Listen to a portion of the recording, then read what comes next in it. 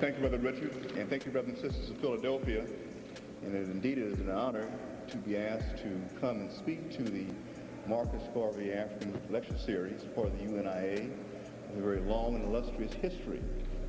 And I'll try to do my best to be clear in speaking on these points related to the issues of melanin as it relates to black dot. What is black dot?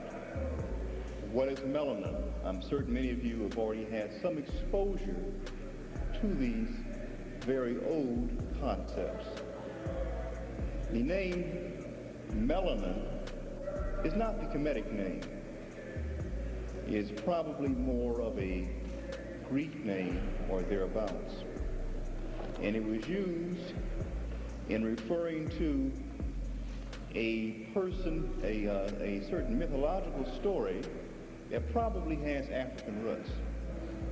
The mythological story is one in which supposedly Europa, who was a goddess of types, and she and her girlfriends were walking along the seashore, and the god Zeus, who we now know was just the Europeanized version of a much older god type that was African in nature. But supposedly Zeus saw Europa and then became interested in her and then changed himself into a white bull.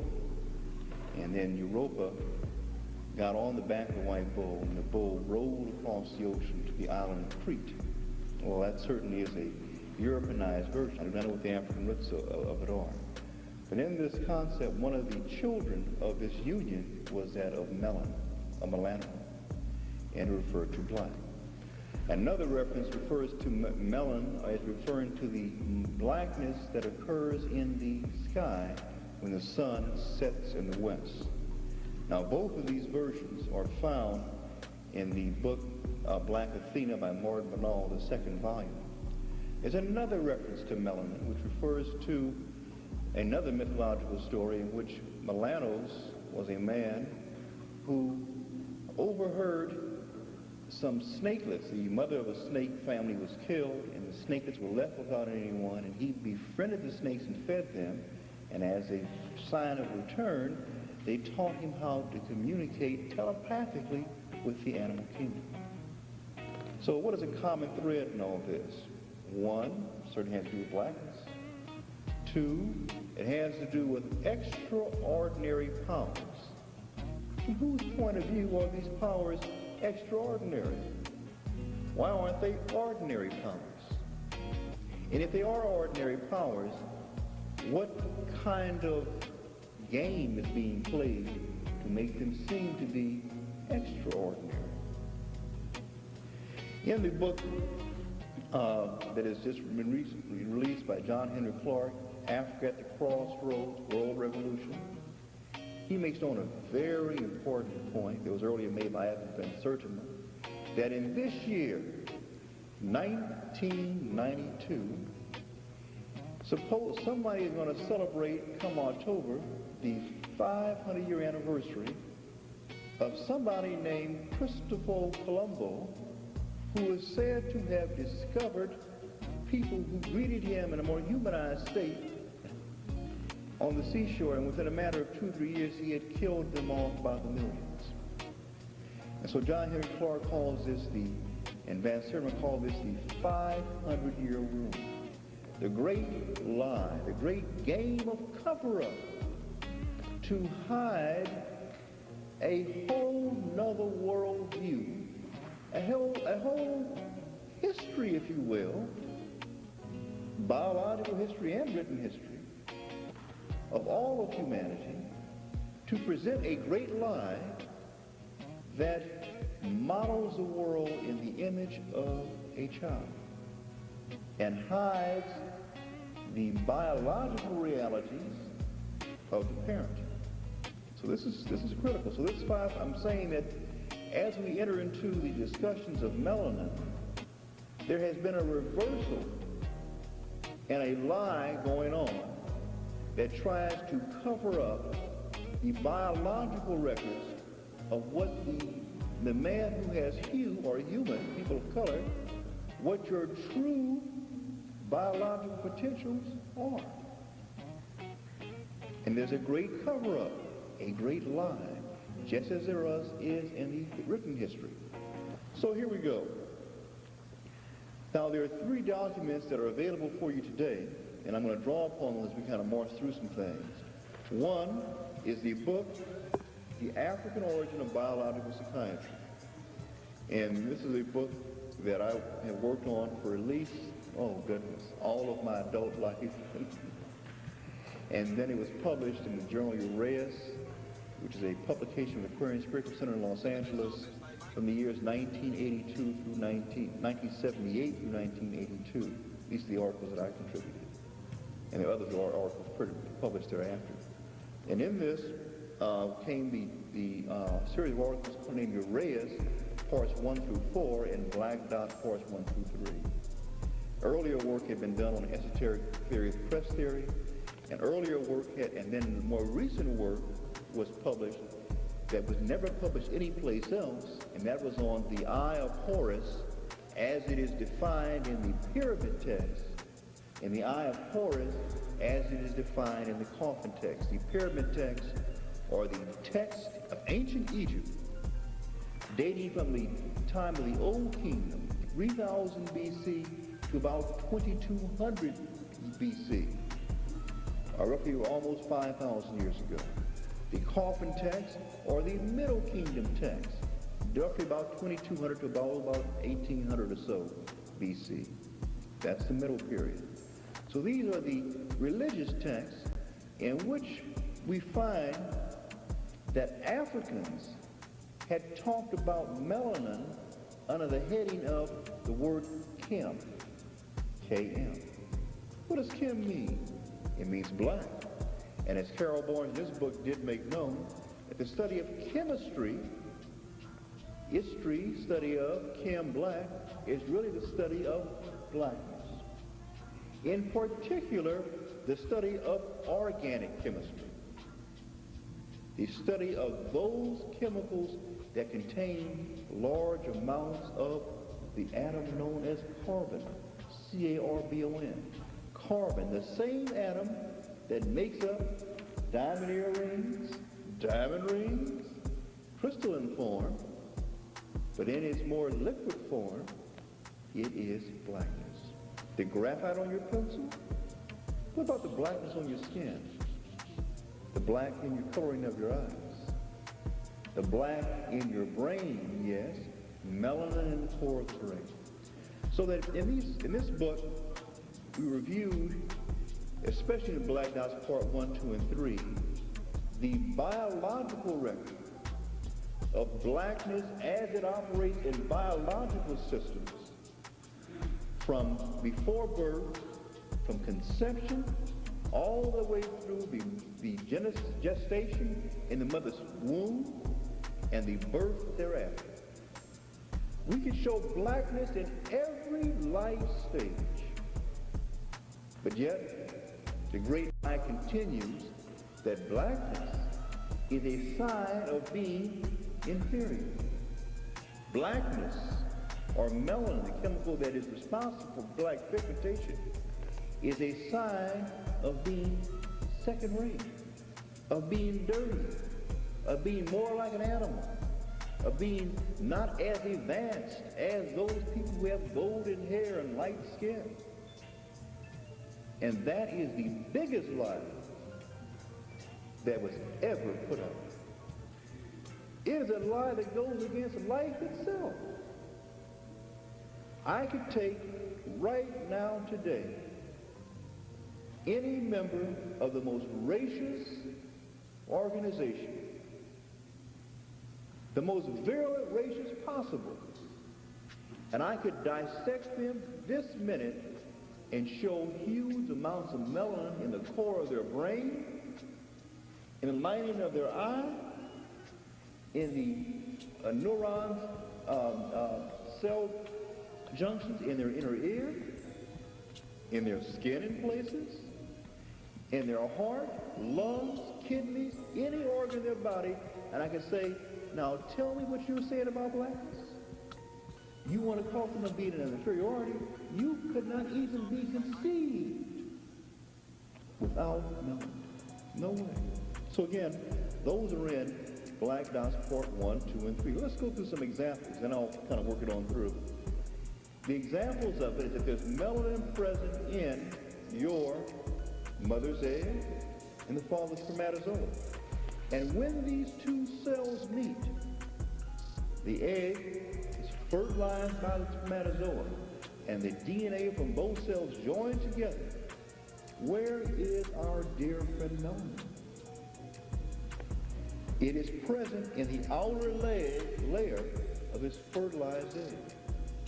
So the outer layer of the fertilized egg, or zygote, or what you call a blastula stage, later gastrula stage, or the ectoderm, is black.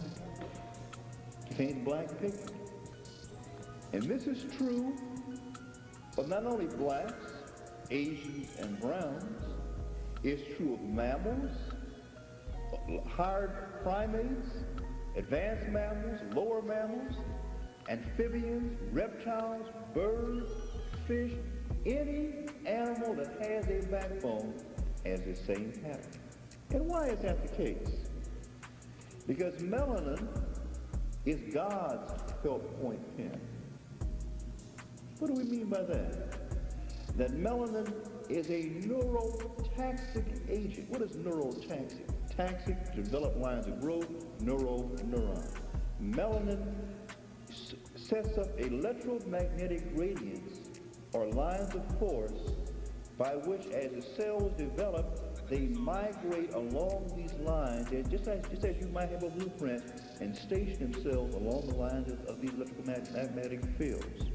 So melanin is the blueprint drawer in any living animal that has a backbone. Going further, this outer layer of cells invaginates and becomes a tube.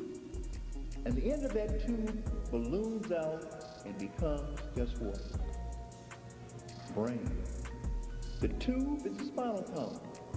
The ball at the other end becomes the brain. All this are occurring from melanated ectoderm, like fertilized ovum by a spermatozoa. The end of the tube, which balloons out, is known as the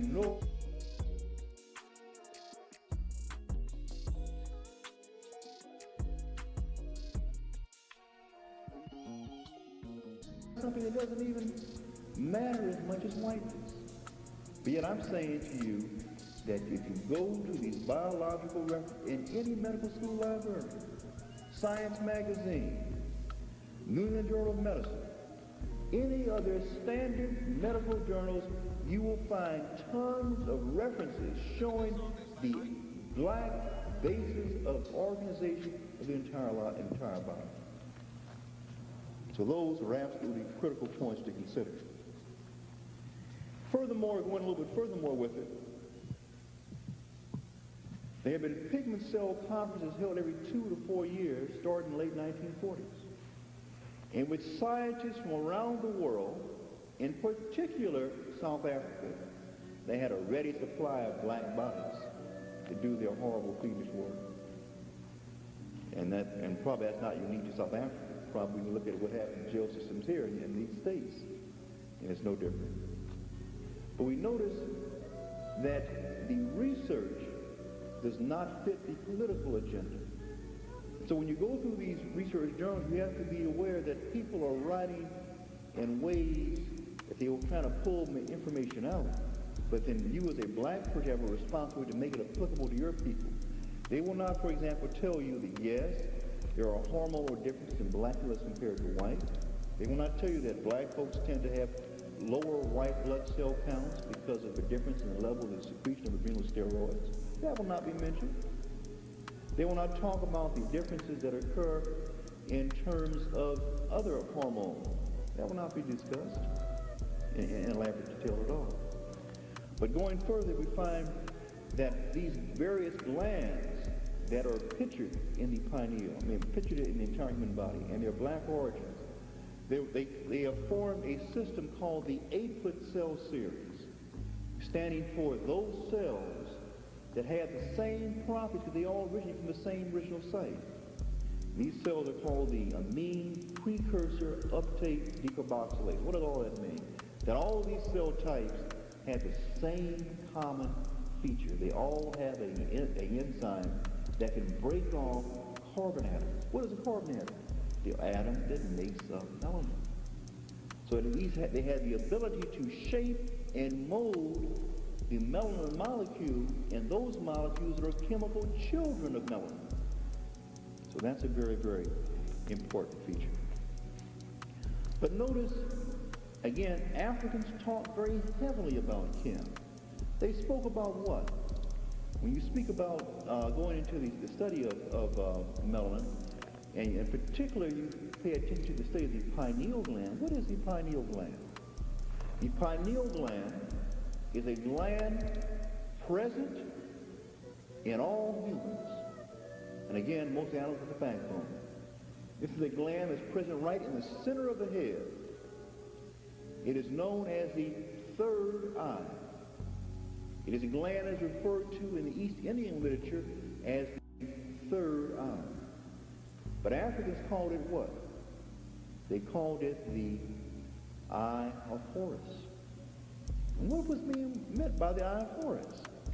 It was said that Horus, who was the son of Osiris and Isis, got into a battle one day. You see, his father had been offended, had been violated, had been killed, cut to pieces by his father Osiris, had been done all these bad deeds by this evil brother named Set. Set Typhon. And so when Horus came into contact with Set later on, of course, Horus had some dues that he wanted to charge Set. And Set didn't want to pay. So they got into a battle, the great battle at arms. And as they fought, it was said that Set hit Horus in the eye and shattered the eye of Horus. But Horus struck a mean blow. Horus snatched off the testicles of Set, and that was it. That would usually be the end of the fight. These are, again, are symbolic stories, but also literal stories. And we'll have to look at some of the literalism of them in just a minute. It is speaking further that the god Jehudi, or Thoth, the moon god Jehudi, the god of wisdom, the so-called, the perfect example of intellect, the so-called the heart of sun god Ra, the super genius. This was the example of the multi-genius even before the time of Imhotep. Brought the eye of Horus, the sound eye of Horus, back from across the river, and put in a regenerated new eye in Horus, and even gave poor Set his stuff back to keep these cosmic forces in balance so they could continue their drama. So we have a notion that Horus has a new eye after battling evil. So it raises a question that they're saying in some respects that just as on a cosmic plane, that the forces of light and darkness are in constant struggle, constant interaction, so too on a human plane are humans, people with hue, involved in a struggle with their own Cephian nature to hold on to it. And then in this struggle, many times their vision gets blurry. And they have to develop a new eye, a new way of seeing, based upon their ability to contain and to stop the reproduction of their own internal evil. You hear what I'm saying? Very delicate point. Now, I submit to you, fellow Africans, that Africans had studied the science of the mind so strong and so sweet that they had not only discovered the location of the soul, but the neurochemistry of the soul and its relationship to blackness. So now we get way beyond Sigmund Freud, way beyond Cortinelli, way beyond Russell Ritter. Now we're coming on back home to a study of the African true science of neuropharmacology, without all this fanfare and cover-up. So going further, we find these kind of things. We find that the pineal gland, again, was the name of the eye of Peru. We find that in the pyramid text and coffin text, over 100 references to the eye of Peru. It says that the eye of Peru is present in the forehead, and it rises up as thy father Ra, the sun, passes overhead. Meaning what? Something in the forehead is turned on by the sun. That was 3,333 years before Axelrod and Workman rediscovered the pineal gland was an active gland, producing a unique enzyme called HIOMT. But notice further, it said that at the pineal, that there were blue eyes, green eyes, and red eyes, and black eyes of Peru. And that it was possible to rise, and that the mission was to rise up with your eye of Peru to the heavens and to become a star. Not a Hollywood star on Hollywood Boulevard. That's not the story they're talking about. But a star in terms of the cosmos. They envision these kind of very strong powers. We find furthermore that the pineal gland is a gland that produces two major hormones, one during daylight, another one during nighttime. During daytime, a hormone known as serotonin is released. Serotonin has many important powers. One of its powers is also involved. There are many very important neurotransmitters that are related to serotonin that are involved in states of depression and normal affect. But the hormone that we're going to talk about today is the hormone known as melatonin, M-E-L-A-T-O-N-I-N, melatonin. Now this, my brothers and sisters, is a powerful black hormone. This one is so strong that you have to just sit back and just sing on it. Melatonin, it is released as soon as the sun goes down. It rises and reaches its peak around midnight, from midnight to 1 a.m. And then begins to taper off, and it tapers off and stops right before sunrise.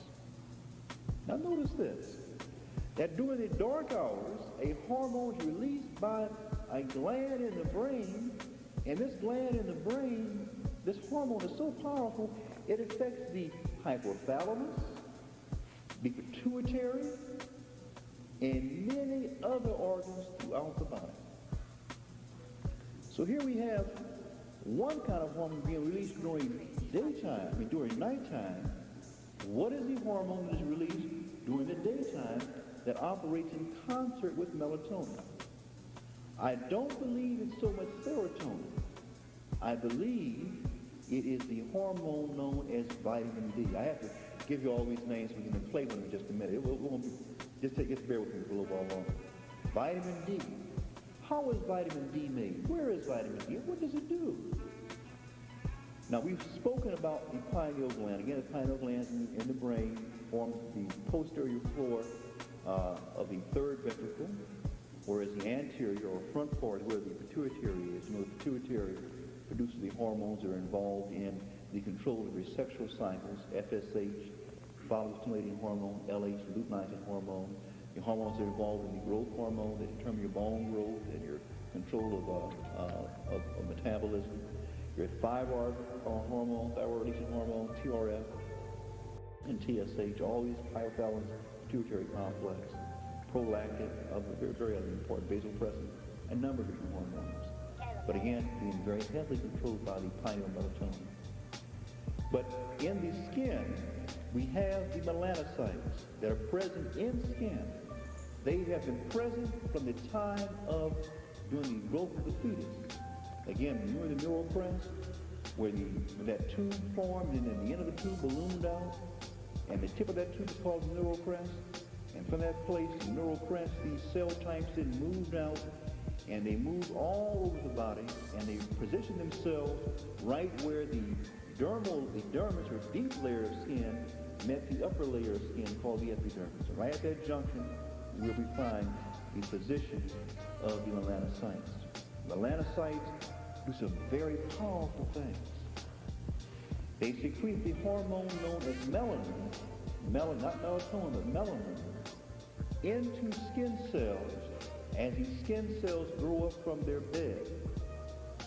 And it injects the melanin into the skin cells as it passes by this junctional layer and moves up. Just like it looks like a hypodermic needle you put right inside the cell and giving it a shot of melanin. The melanin, as it goes into the cell, then organizes itself as a uniform or a block sheet over the nucleus of the cell to protect the cell from ultraviolet radiation. And why is that important? It's important because the intense rays of the sun, when it hits the nucleus of the cell, may knock out certain codes in that DNA and call for misreading of the code, and the cell will then will die or become cancerous. I spent most of my time out on the West Coast, and they had this thing called the Beach Boys and the Surfer Bunnies and all this, where all those folks who spent, white folks, without much melanin in their skin, without any protection, by the age 28, 27, the skin was shot. It looked like it was the skin of a person who was 50 years old. Had lost its elasticity, full of holes, big pores, didn't even have normal perspiration you and I ordinarily have. And many of them have long since passed on with skin cancer, right? Various skin lesions. So that's the result of not having your right kind of shield. But again, what does melanin do in another kind of way? The melanin present in that layer of skin provides a very important role, which plays a critical part in the history of the unfoldment of the human family and the unraveling to the degree of the human family. In the deeper layer of skin, where the blood vessels are, the hormone known as vitamin D passes through in blood. Passes in blood. It is formed in an inactive state called vitamin D1 and D2. As sunlight penetrates the skin, it actually energizes the hormone and makes it into an active form called vitamin D3, D4. The active form of vitamin D, as it passes through your intestinal tract, is what pulls calcium out of food into your body. Without the active form of vitamin D, you could eat all the calcium that you would want, and it would run right through, and you would have very little calcium being retained in your body. People who lack vitamin D develop a condition known as rickets, bowed bones, bow legs, notchy ribs, soft bones. Women in their later years who have problems with vitamin D metabolism also develop osteoporosis. Soft bones, stooped over. How many of you seen black women stoop over like this in their 50s or their 60s? Not a regular occurrence. What about others? Oh, rather common. So what we're saying is that vitamin D in the inner layer, deeper layer of skin, as it is being energized by sunlight, is a critical thing to consider. But notice, we all know by this point in time that all people of the human family came from Africa. And people who came as parent stock indeed had black skin. There's no way that you're going to be able to survive in Africa, near the equator, with intense ultraviolet light and sunlight, and not have dark skin. Without dark skin, you will fry. Your skin cells will become cancerous, and you will not survive. But as our people with skin color move to other parts of the planet, i.e. Europe, and especially past the 54-degree latitude, it was okay for a while, until the periodic ice ages come on. When the ice ages came on, those people who had dark skin color had a problem. Because dark skin, in a condition in which you don't have much sunlight and a very low angle of sunlight in the sky and large amounts of cloud cover, is dangerous. You will tend to develop a condition known as rickets, in which the sunlight, you're not receiving much sunlight, you're wearing animal furs to stay warm. The sunlight is of a very weak strength. It cannot penetrate the dark skin color, upper layer of skin, enough to energize vitamin D. And therefore, those people develop very little active forms of vitamin D and develop rickets. What does that mean? When we look at the skeletons of people in the beginning of the Ice Age, what do we see? Black people with rickets. We see the skeleton, we see the ricket bone type. And we look at it further on to the Ice Age, the rickets is no longer there, meaning what? That their skin color became progressively lighter, and they could make vitamin D. But what was the problem? Did you develop vitamin D, and you lost your skin color, and you survived? But what was the penalty? At what price? And here is a very, very critical point. You developed that at the risk of developing too much calcium in your body, and you lost your spiritual vision. What do you mean by that, Dr. King? That calcium, present in large amounts, began to calcify the pineal gland. So we find that European populations, European African populations, that the pineal is calcified in the majority of the adult population. And 60-80% and above in European populations, in Boston, San Francisco, Stockholm, Sweden, calcified pineals. In black populations, 5 to 15%. And the darker the population, the lower the incidence. In Nigeria, 5%. Cincinnati, 10%. Watts, California, 15%. In a calcified pineal, the pineal releases only half as much hormone as a non-calcified pineal. That means, so in other words, we're saying that people who survived in Ice Age Europe did survive. They lost rickets. They couldn't make vitamin D because they had light skin. And they couldn't make enough vitamin D in those Ice Age conditions. But they had a reduced level of spiritual vision. They had that then, and sure enough happened now. Sure enough happened now. That's very clear. So we have a crossroads in which history and biology and chemistry are saying the same thing. Despite the big lie. Despite the big lie. Dr. King, in science, there is no such thing as bias. Says who? Whose science? Printed whose textbook? Funded by whose funding source? No. Science is through the mind of a man and a woman. If they've got a bias, they will express their bias. Science has a very, very enchained legacy, if you will, in covering up and not being true to its traditions. Science is not a God. It's the people's the right versions of science. And the same version that you experience in historical texts, it is certainly rampant in the biological and chemical texts. And certainly in when we speak about these ones. So, coming back to the central point, that when Cheikh Anta Diop, in his book Civilization of Barbarism, speaks about the development of the Cro-Magnon type as being the emergence of the Caucasian community from their black Hottentot parents, which he does say. And he identifies the location at which this took place.